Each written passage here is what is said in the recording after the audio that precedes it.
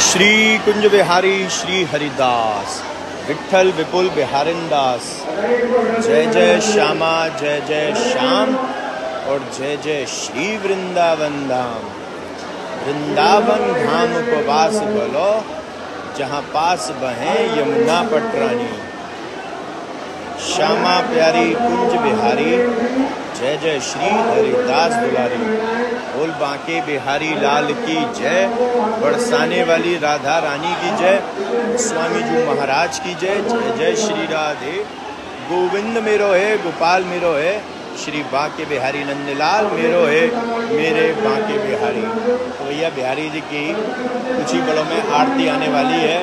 ठाकुर जी महाराज का आशीर्वाद प्राप्त करने के लिए आज पापाकुंशा एकादशी पर, क्योंकि पापों को नष्ट करने वाली एकादशी है, तो सभी लोग इस पर व्रत भी रखते हैं।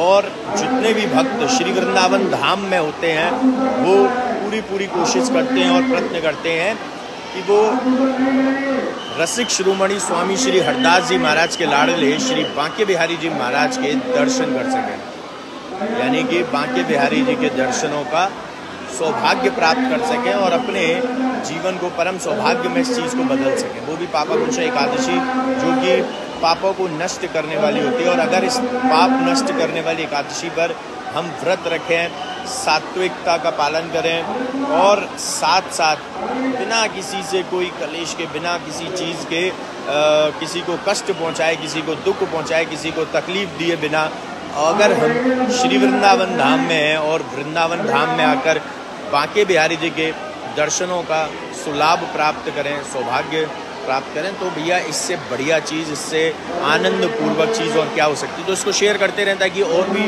भक्त लोग जो वृंदावन धाम नहीं आ पा रहे वो एटलीस्ट यहाँ पर हमारे लाइव सेशन के जरिए ठाकुर जी की आरती का सुखमयी आनंद प्राप्त कर सकें। इवन ठाकुर जी के एक मन, देखिए वृंदावन धाम के बारे में अगर हम चर्चा करेंगे तो वृंदावन धाम की जो रचना है वो स्वयं राधा रानी के द्वारा कराई गई है। राधा रानी ने ही ठाकुर जी महाराज को बताया कि भैया मेरे को ऐसे धाम बने तो ही मैं वहाँ जाऊँ।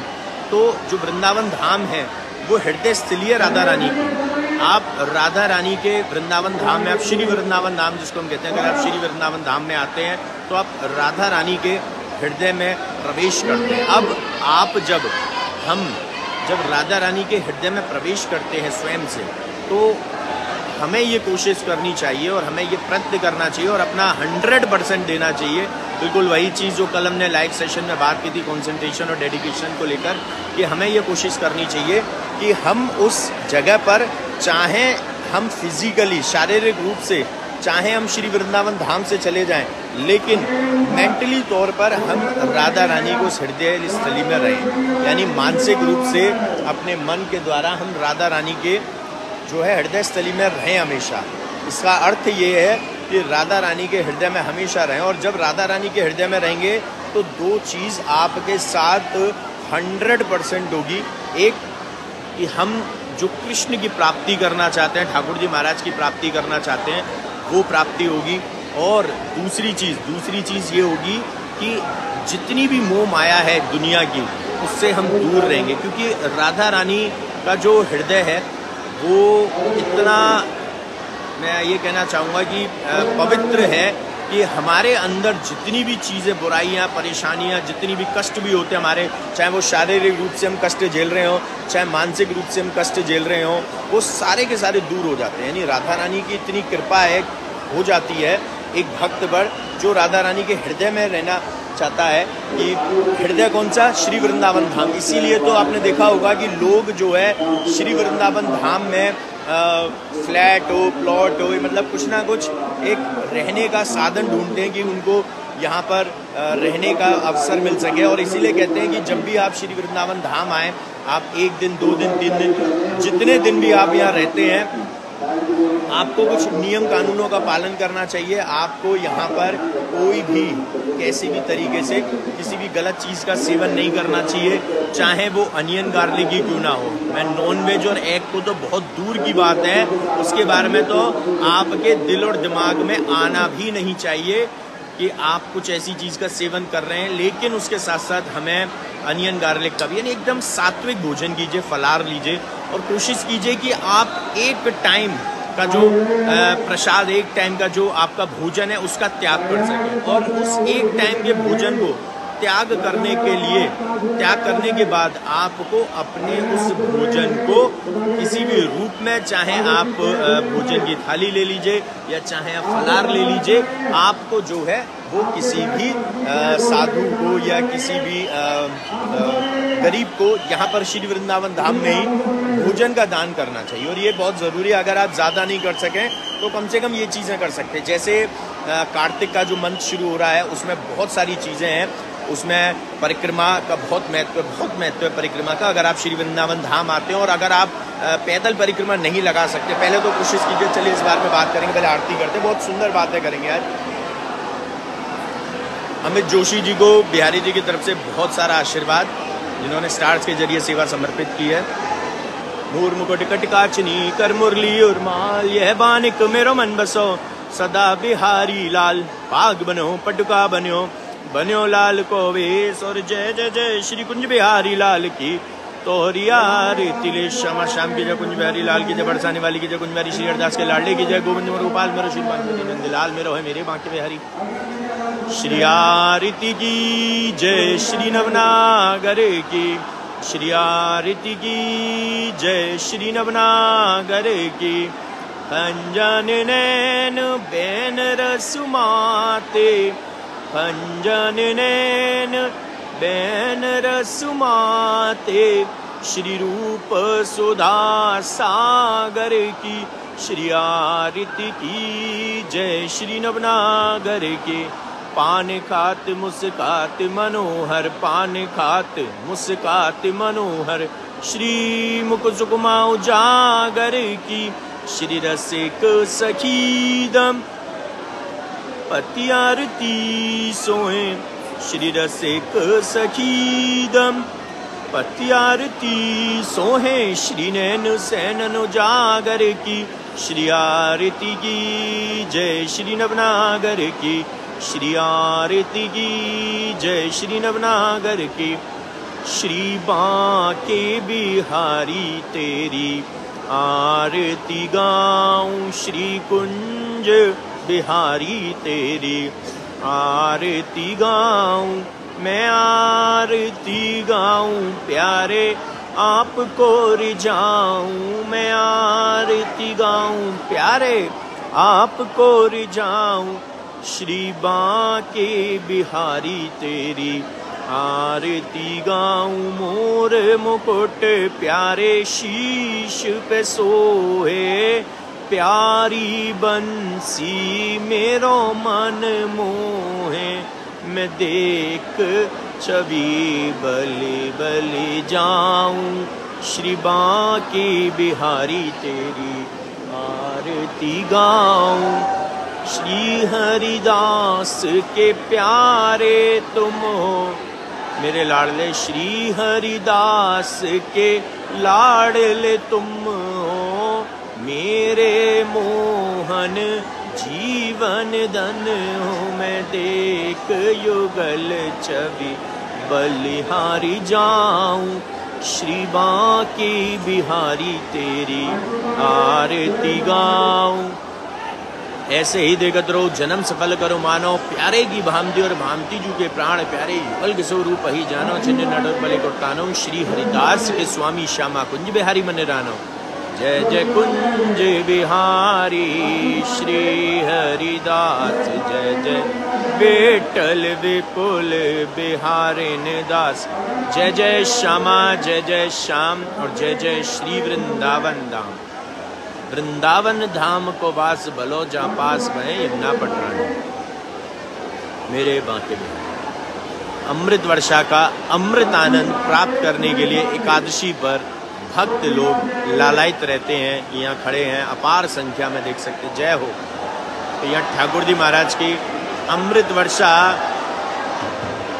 करते हुए पुजारी जी बिहारी जी के भक्तों पर, और एक एक बूंद को पाने के लिए यहाँ तरसते हैं। एक एक बूंद अगर मिल जाए तो क्या बात है, क्या बात है।